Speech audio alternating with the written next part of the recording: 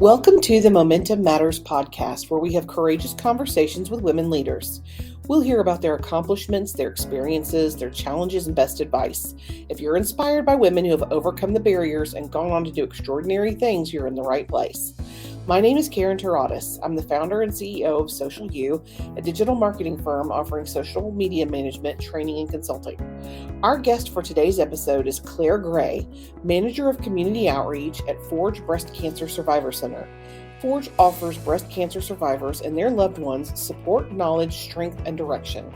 Now here's our host, April Benetollo, CEO at Momentum Leaders, a Birmingham-based nonprofit on a mission to advance women in leadership. Hello and welcome to Momentum Matters. I am here today with Claire Gray. She is the Manager of Community Outreach at Forge Breast Cancer Survivor Center, and she is also an Upward graduate of Momentum. Claire, thank you so much for joining us this morning. Thanks, April. I'm excited to be here. Yeah. So you are our first podcast guest that is actually also a graduate from Momentum's Upward Early Career Leadership Program.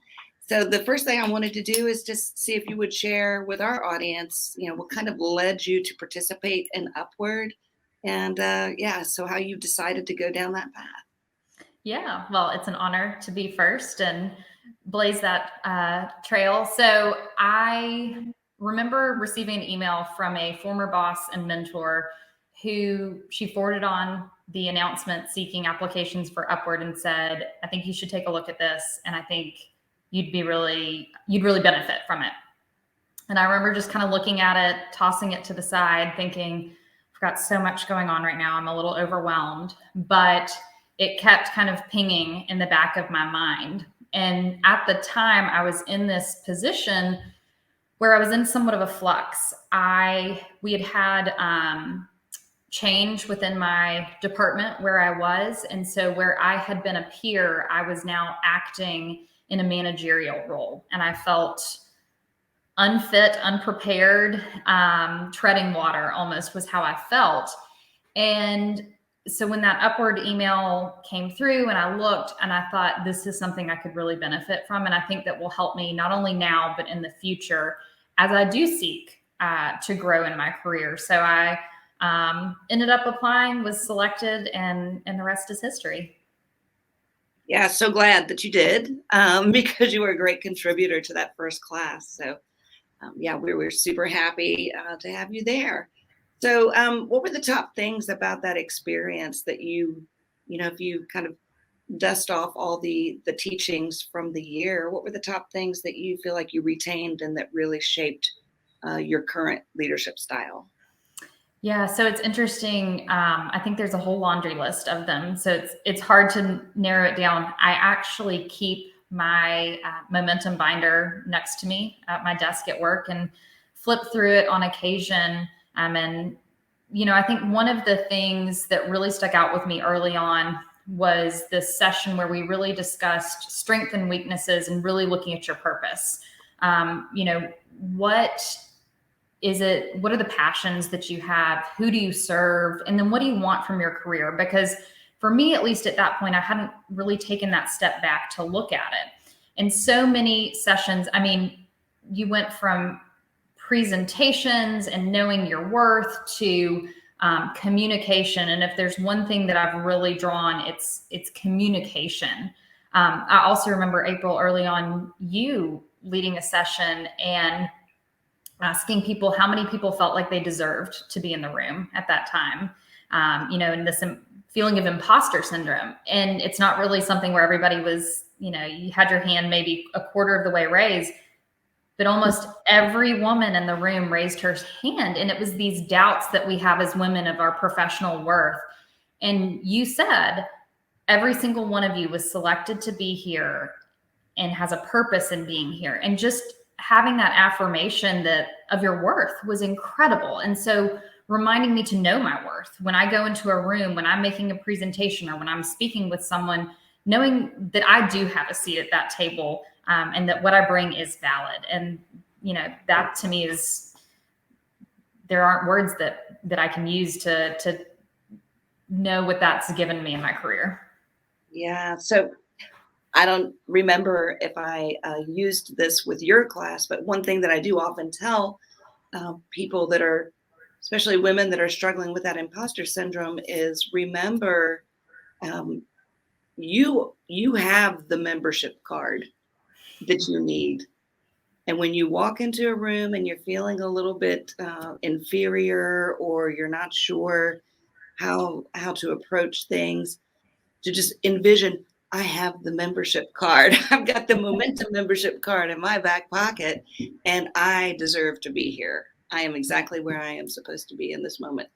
Um, and that has helped me a lot of times through situations where I didn't feel I was up and ready for it.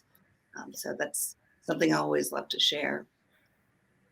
What advice do you have for an early career woman that would be maybe where you were a few years ago and considering either a career change or a program like Upward? What would you tell her? Give it a chance. Like I said, I didn't feel like I had the qualifications to be at the Upward table. I thought, gosh, this is a real leap of faith. And if they choose me, wow. But I was selected to be there, and I learned so much. And, you're in that room digging deep with other women who have the same fears or hangups about who they are as career women. And there's so much that you can gain in the power of that group, your co-mentoring group. So the smaller group that I was put into really empowered me to even think about making changes. And it really just opened up so many doors for me from a career perspective. I was recently matched through Momentum with a mentee. So I'd put my name in as I'd be willing to do that. And I'll be honest, I was nervous to start that. It's my first time doing a formal mentorship, but I have so many resources at my disposal through Momentum, both from what I learned during Upward and drawing on those, but also the resources that you all provide. And it's been so rewarding. And we're just getting started. So, I say give it a chance, because, if you don't try it, you'll never know. And you don't know, none of us have a crystal ball of what's going to happen 5 years down the road. And I think it's better than any of us can imagine. Yeah. Well, I'm so glad you mentioned the mentoring program, because for our audience, a lot of people may not know that Momentum provides that program, and that it is free and open to anyone to request a mentor. And we also do actively recruit mentors who would be willing to serve. So thank you for doing that. And I thought it was very interesting when I first started mentoring that, I kind of thought that the reward would be all for the mentee. But as I soon discovered, I learned so much about myself in mentoring others, and was wondering if you've experienced that as well. Yeah, and it's already been incredibly rewarding for me. We've just started our relationship, and we're kind of a month or so into it. But, we met, and I had this opportunity to share my story and to share about who I am and my philosophy. And then she was able to do that. And we've got goals that we've set. We have tactical items that we're doing together. We have set our meeting schedule. And for me, that's just rewarding to see the benefit that hopefully my mentee will gain from this relationship. But for me, I'm finding new leadership qualities in myself that I may have forgotten that I had, or maybe hadn't identified yet, in having this one-on-one relationship. So it's been incredible. And I'm so fortunate that I'm in this position, and, that Momentum offers this to women in the community, because I'd say anyone who wants one, or even doesn't think they want one, seek a mentor, because it really is just a beautiful relationship. Yeah. Well, Claire, I'd like to be mindful of our time, and I would like to ask you about how you came to make the decision. And if I'm not mistaken, you made this decision during your year at Upward, but to make that decision to go with the Forge Breast Cancer Survivor Center. So tell us about how that came about, and what was going on in your mind. And really, we need to, for the audience's sake, we need to tell them what Forge Breast Cancer Survivor Center is. Yeah, so it was a direct result of upward and momentum that I found myself at Forge. So I'll say prior to meeting the executive director, I'd never heard of Forge. And what Forge is, Forge Breast Cancer Survivor Center serves women and men who have received a breast cancer diagnosis. And it's from that day of diagnosis until really they no longer need that support. And it's in any different means of support. And Forge was created back in 2016. So when I came on board in the middle of 2019, it was a young organization. And honestly, in 2021, still is a very young organization. And I think what led me directly to Forge, well, there are a few things. One is that really it's kind of an organization of women. We are all women who work here just by chance, but really for women. Now, men do get breast cancer, but primarily that demographic is 1 in 8 women as opposed to about 1 in 900 men. So working with women for women was really a powerful and exciting opportunity for me. But also it was an opportunity for me to stretch my legs because my background is in nonprofit fundraising.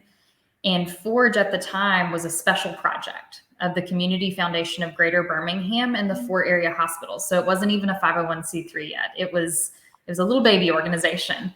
And so I was brought on board really to kind of create that first fundraising and sustainability plan and to get Forge out in the community.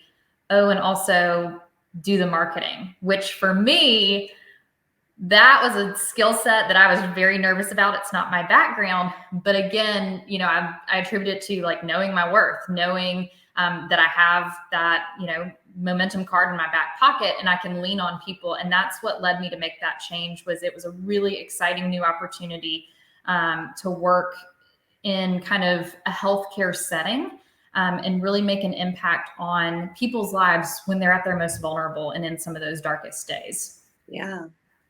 So last month was Breast Cancer Awareness Month. I imagine you were called and pulled and asked to come speak and moving in 7,000 different directions. What was that month?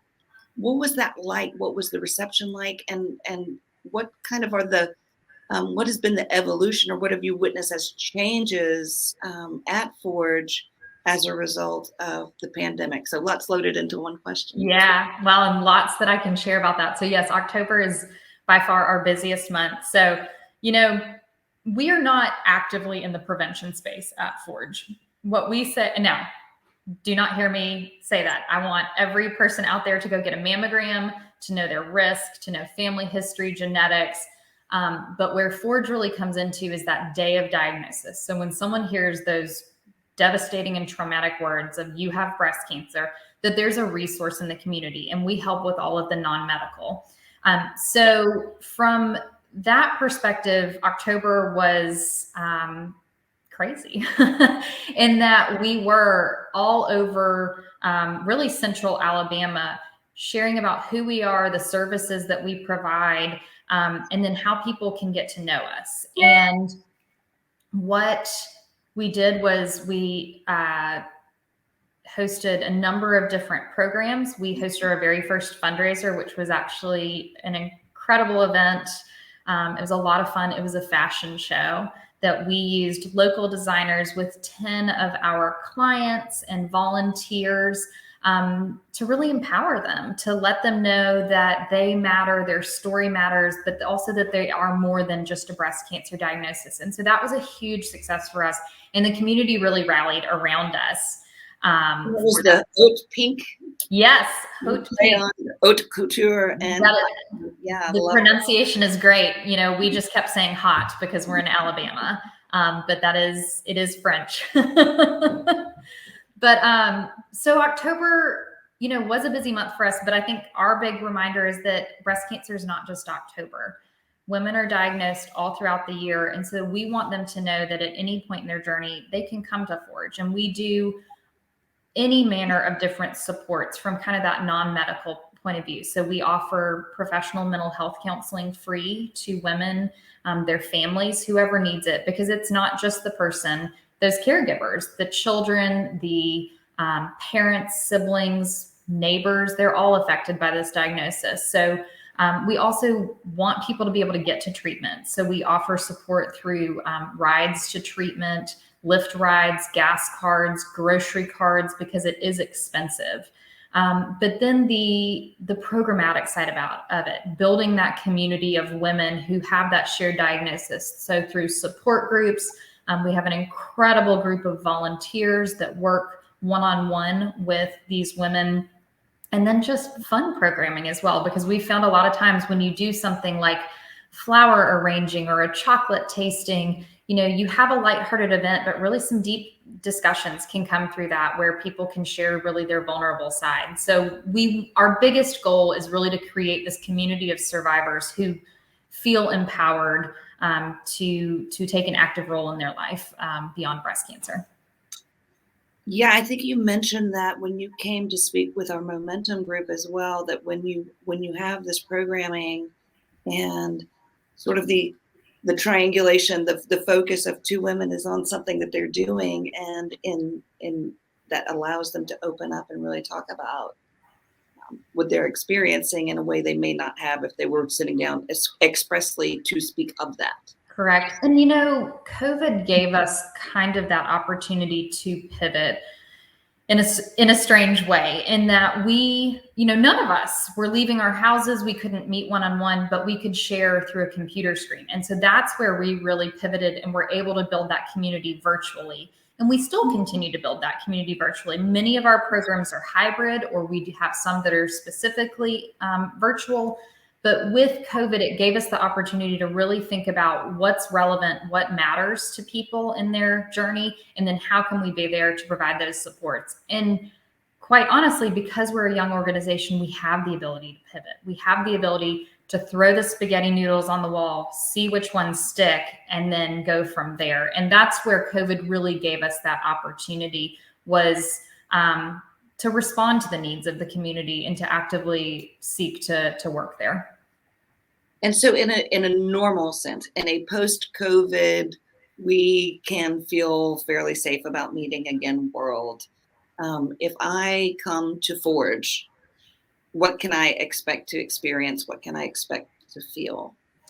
So we have an incredible home. It really is a home. That's where our office is. And it really is a community space and an opportunity to come together. So we have classes here right now. They're smaller, again, because we're trying to be very mindful. But the opportunity to come and take a weaving class, or to come enjoy a cup of coffee, or if your spouse or neighbor takes, someone to a treatment and they need a place to hang out in between, that's what Forge is. It is a community hub where we want people to come, feel safe, join in community with others over a puzzle or a book or whatever it may be. But that is our ultimate goal, is to provide that space for everyone to come together.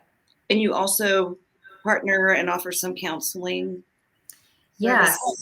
Yeah. So we offer free counseling to our clients. That's someone who has kind of gone through an intake process with us, where we really identify goals and opportunities for them to succeed. And then we will make referrals to Oasis Counseling for Women and Children. They are our partner, and an incredible partner in that anyone we refer can receive free counseling from Oasis that Forge pays for on their behalf. And that's such a great resource, just because mental health is a big part of a diagnosis. Yeah, absolutely.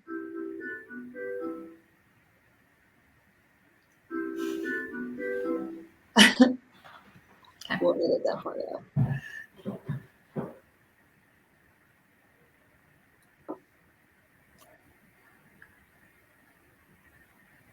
So Claire, post-COVID, what are the expansion plans for Forge? I mean, we're very fortunate to have you here in Birmingham, but of course, women all across the state are getting this diagnosis.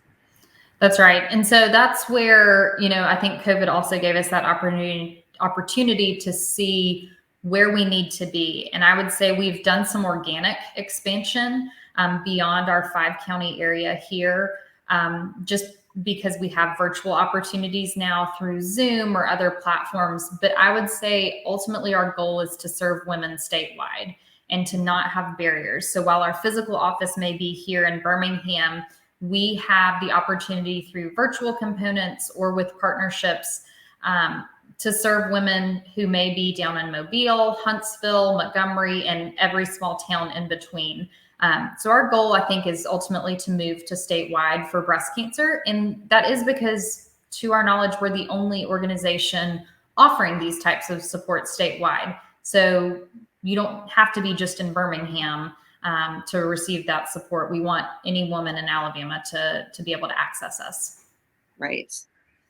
Yeah, that's a beautiful thing. We found something similar through COVID that we, in amping up our online programming, starting this podcast, starting a YouTube channel, and doing monthly webinars, that we were able to really, enlarge and move beyond these geographic barriers and reach a whole lot more people.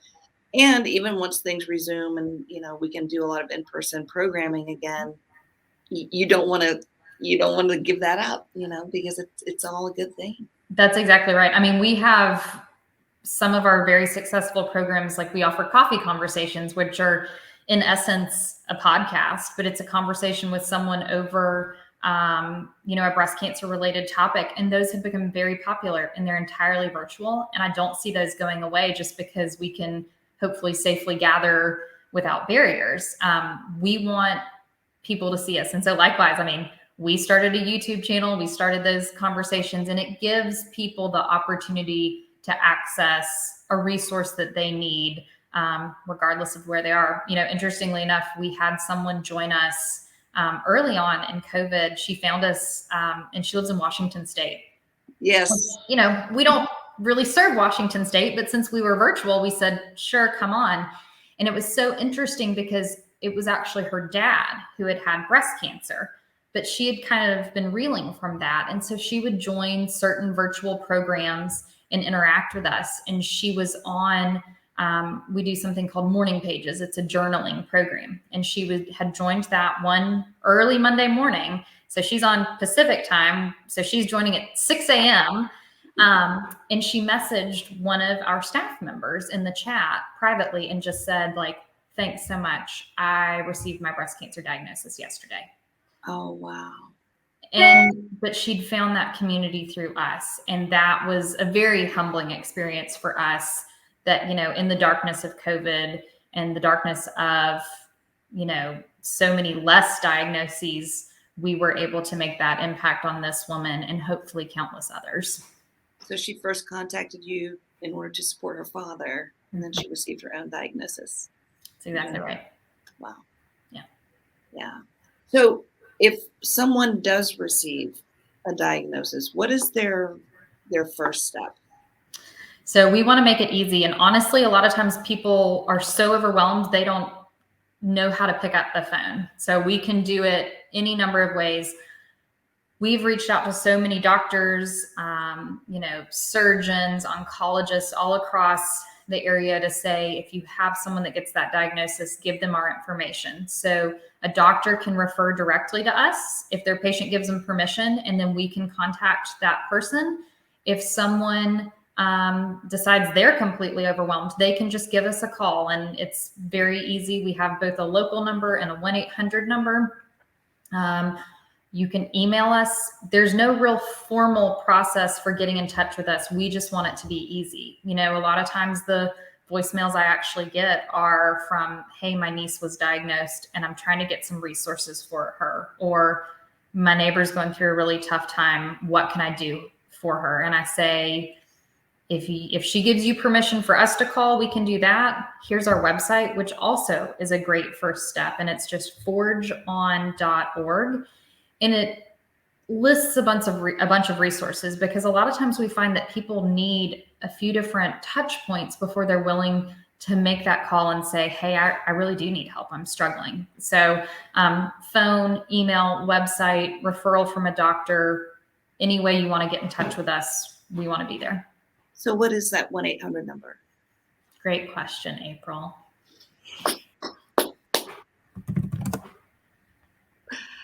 I don't, I've been working for Momentum for 5 years now, and I still don't know our main number or my direct line by heart. Just can't get it. And Social U is not going to include that in the blooper reel. I might get fired. Okay, there we go. Got it. I hesitated to ask you that question, but I really want it included in them. So I have both, or I'll give you both. So go ahead and ask, and I have access to them both right now. Okay, now we both rearrange our hair, so we're gonna. Okay.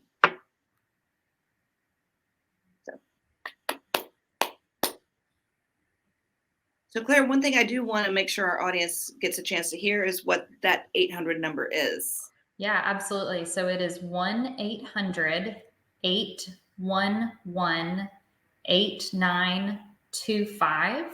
And then if someone's local and just wants to call locally without that, it's 205-838-6159. And chances are you may get me, you may get Janet, our client services coordinator, but we have a small team and we're all here and ready to help. Awesome. And the website again is forgeon.org. Great. And so that's how someone can get started if they have received a diagnosis, or they know someone who has received a diagnosis, or they're caring for someone who has received a diagnosis. If someone would like to help out, they would like to volunteer, how does one go about doing that? Yeah, so we have a volunteer application in process, and that's on our website, like I said, at forgeon.org. And there's an opportunity that says, I want to give back. I want to help those in my community. And so fill out a volunteer application. We have volunteer trainings throughout the year, and it's kind of it's about a 6-hour training where people learn kind of the basics of breast cancer from the different types to how to be an active listener and advocate for other people. One thing we always ask our volunteers is, like, you're not going to tell someone what to do, but you can share your experience. You can give them hope and strength. But really what we see from people is they just want that shoulder to lean on, someone to talk to, and that's what our volunteers can do. And so anyone, it's interesting. We see people that are like, well, my experience was only this. Like, I didn't go through chemotherapy. I just had radiation.